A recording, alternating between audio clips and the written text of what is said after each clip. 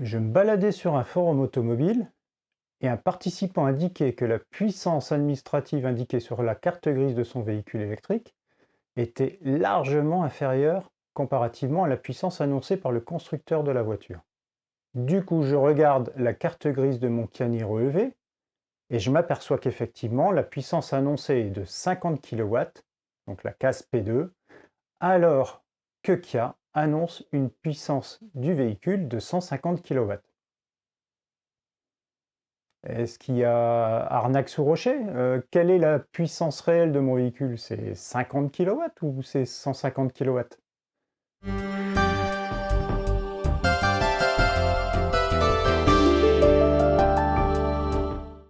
Du coup, je regarde la carte grise de mon Citroën C4 diesel d'il y a 10 ans. Et là, par contre, la puissance annoncée de 68 kW sur la carte grise correspond bien à la puissance annoncée par le constructeur. Je regarde un peu sur internet les véhicules équivalents à mon Kia Niro EV. Et je m'aperçois déjà que le Kia Niro ancienne génération a une puissance administrative de 29 kW au lieu des 150 kW annoncés par Kia. La Mégane E-Tech de Renault est annoncée à 160 kW par le constructeur et sur la carte grise, vous allez trouver une puissance administrative de 55 kW. La Volkswagen ID.3, 70 kW sur la carte grise au lieu des 150. La MG4, sur la carte grise, 53 kW au lieu de 150 kW également. Il y a quelque chose de pas très clair au niveau des véhicules électriques. Mais revenons d'abord 2 secondes sur cette notion de puissance, ses kilowatts et ses chevaux. Historiquement, dans le domaine de l'automobile, les puissances sont indiquées en chevaux. Aujourd'hui, on parle plus en kilowatts, mais il y a une relation directe entre chevaux et kilowatts. Donc, un cheval est égal à 736 watts. Il est tout à fait possible de donner la puissance d'un équipement électrique de votre maison en chevaux du coup. Donc un fer à passer de 2000 watts fera 2,72 chevaux. C'est bizarre à dire, mais c'est tout à fait acceptable. Si on regarde les documentations des constructeurs automobiles, les puissances annoncées sont assez claires. Il s'agit de la puissance max qui sera délivrée par le véhicule. Et c'est ce qui se faisait également pour les véhicules thermiques. Maintenant, en ce qui concerne la puissance fiscale sur la carte grise, la mesure suit un règlement qui s'appelle le SAE J2907. Ce règlement a évolué dans le temps. Il a en particulier changé en 2014 pour introduire des méthodologies de mesure adaptées aux véhicules électriques. Il changera encore en 2025. Regardons un peu cette norme. Donc le premier point important concerne le chapitre 2.5. Par puissance maximale sur 30 minutes, on entend la puissance nette maximale que peut produire un groupe motopropulseur électrique alimenté en courant continu selon la définition du paragraphe 5.3.1 sur une durée de 30 minutes en moyenne. Bon, ça veut dire que la puissance indiquée sur la carte grise n'est pas une puissance pic comme indiqué par les constructeurs, mais la puissance maximale que peut fournir le véhicule sur une période de 30 minutes. Il y a une note qui nous intéresse également et qui dit « Si la batterie limite la puissance maximale sur 30 minutes, la puissance maximale sur 30 minutes d'un véhicule électrique peut être inférieure à la puissance maximale sur 30 minutes du groupe motopropulseur du véhicule selon l'essai décrit ci-dessus. » Cette note est un peu compliquée, mais ce qu'on va retenir, c'est que si la batterie limite la puissance qui peut être fournie au groupe motopropulseur, alors c'est cette puissance limitée qui va être prise en compte pour le calcul de la puissance fiscale qui est indiquée sur votre carte grise. Il y a donc des éléments dans les véhicules électriques qui vont limiter les puissances que peut fournir le véhicule sur 30 minutes. Et effectivement, il y a 3 facteurs qui vont réduire les puissances que peuvent délivrer le véhicule. Le premier facteur, c'est la gestion thermique des éléments du véhicule et en particulier de la batterie. Un véhicule électrique a un rendement qui est bien supérieur à un véhicule thermique, de l'ordre de 85-90%. Mais ce n'est pas suffisant pour que les éléments du véhicule ne génèrent pas de chaleur. 10% de la puissance générée, de 50 kW, vont générer 5000 watts de chaleur qu'il va falloir dissiper. Une particularité des véhicules électriques, c'est que les éléments constitutifs ont des plages de température qui sont beaucoup plus réduites est beaucoup plus basse qu'un moteur de véhicule thermique.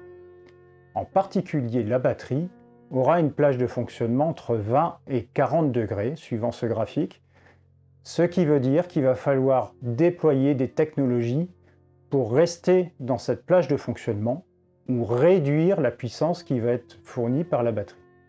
Si on regarde le schéma général de fonctionnement du système de refroidissement d'un Kia e-Niro, on voit que ce système va refroidir les éléments essentiels du véhicule, le moteur, l'électronique, la batterie et également les passagers. La différence par rapport à un véhicule thermique, c'est que les liquides qui vont circuler ne vont pas être à des températures de 80-90 degrés comme dans un véhicule thermique, mais plutôt à des températures bien inférieures, de l'ordre de 10 degrés par exemple. Pour arriver à ces températures, il va falloir utiliser le système de climatisation pour rafraîchir le système de refroidissement. Et cette climatisation a une capacité limitée. Mais rassurez-vous, la puissance sera bien là quand vous en aurez besoin, par exemple pendant une accélération ou une entrée sur une autoroute. Vous pouvez d'ailleurs le voir sur la vidéo que j'ai faite en utilisant les mesures de puissance qui sont fournies au tableau de bord du véhicule. L'autre élément qui va réduire les puissances de votre véhicule électrique, c'est la température extérieure, et en particulier les températures basses. On parle de températures basses de l'ordre de moins 10 à moins 20 degrés. Dans ces cas-là, il va être difficile de maintenir une température de la batterie dans sa plage idéale de fonctionnement. Et dans ce cas-là, la batterie va réduire naturellement la puissance qu'elle peut délivrer.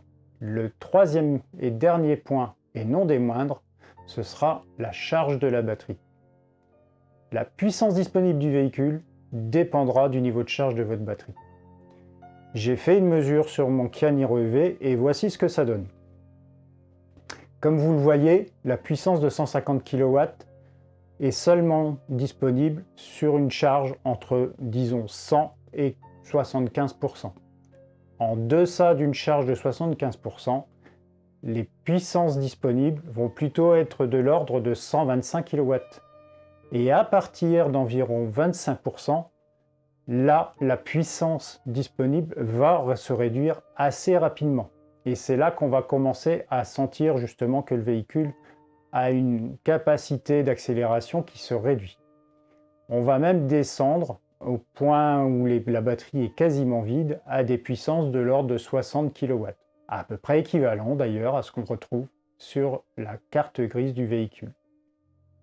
À noter que cette courbe a été faite en mode sport et que je n'ai pas vu de grosse différence à 15% quand il y a l'alerte de batterie vide ou à 5% quand on passe en mode tortue. Il n'y a pas de dégradation vraiment réelle des puissances disponibles. La réduction de puissance est vraiment linéaire telle que je vous le présente. Ok, donc mon véhicule électrique va avoir une puissance qui se réduit. Est-ce que ça va avoir un impact sur la conduite de ma voiture? On va prendre des exemples. Le premier, c'est sur la conduite sur autoroute, qui est très consommatrice en énergie. Si je charge mon Kia Niro EV au maximum, que je roule à 130 km/h, je vais consommer sur le plat environ 24 kWh. Donc le véhicule va sortir à l'instant T 24 kW. Maintenant, si je rajoute du vent, 60 km/h de vent par exemple, je vais à peu près arriver à une consommation de 30 kW. Donc je suis bien loin de la limite, même indiquée sur la carte grise, de 50 kW. Le dernier cas que je vais citer, c'est la route de montagne. Donc je vais prendre l'exemple du Mont Ventoux. Là vous voyez le trajet. Il y a 30 minutes de trajet à 50 km/h, mais la pente est de 7%. Donc elle est extrêmement forte. En termes de puissance, le véhicule va consommer à environ 36 à 40 kW. Donc aucune difficulté, encore une fois, pour monter le Mont Ventoux avec un Kia Niro EV chargé jusqu'au plafond. Il est temps de comparer véhicule électrique à véhicule thermique. On l'a vu, un véhicule électrique a certaines limitations qu'on ne retrouve pas sur un véhicule thermique. Mais à l'inverse, un véhicule thermique présente des limitations qu'on n'a pas du tout sur un véhicule électrique. Si on regarde la courbe de puissance d'un moteur équivalent de 150 kW, vous voyez que la puissance de 150 kW est atteinte quand le moteur est très haut dans les tours, quand il hurle. Ce sont des vitesses de rotation que vous n'utiliserez jamais dans la vie courante. La plage de fonctionnement normale, c'est là où le couple est maximal, donc entre 2000 et 3000 tours. Et à ces niveaux de vitesse de rotation, eh bien la puissance que vous sortirez du moteur, elle est plutôt de 110 kW et pas 150 kW. Ce phénomène n'est pas présent sur un véhicule électrique. La puissance et le couple disponible sont présents même à très faible vitesse de rotation du moteur, et c'est pour ça qu'un véhicule électrique est si plaisant à conduire. Vous pensez qu'on a tout dit sur le sujet? Moi, je trouve pas. Il reste un vrai problème, c'est que les informations que je vous ai données, elles ne sont pas fournies par les constructeurs de véhicules automobiles. La courbe de perte de puissance que j'ai dû faire moi-même, elle n'est pas fournie par les constructeurs. Et même les journalistes qui interrogent les constructeurs ont bien du mal à obtenir les informations. Un autre point qui me chagrine, c'est qu'on l'a vu, par exemple, à faible charge batterie, les puissances disponibles sont plus faibles. Mais dans les véhicules, il n'y a rien qui indique cette réduction de puissance. Et parfois, ça peut surprendre. J'ai par contre un contre-exemple. Les véhicules Volkswagen e-Up, Seat Mii électrique ont à leur tableau de bord un afficheur qui va vous indiquer le niveau de puissance disponible suivant les différents paramètres qu'on a cités. C'est une information utile pour le conducteur. Pourquoi on ne retrouve pas ça sur les tableaux de bord de tous nos véhicules électriques? Le fait qu'on n'ait pas accès à ces informations sème le doute sur la volonté des constructeurs. Est-ce qu'il s'agit ici de cacher ces limitations liées aux véhicules électriques, alors qu'en fait, dans la vraie vie, ça se passe très bien et ça n'a quasiment aucun impact sur l'utilisation du véhicule? Je pense maintenant avoir traité l'ensemble du sujet, donc on va se quitter. N'hésitez pas à vous abonner à la chaîne, il va y avoir d'autres informations sur les véhicules électriques et la Kia Niro EV en particulier. À bientôt!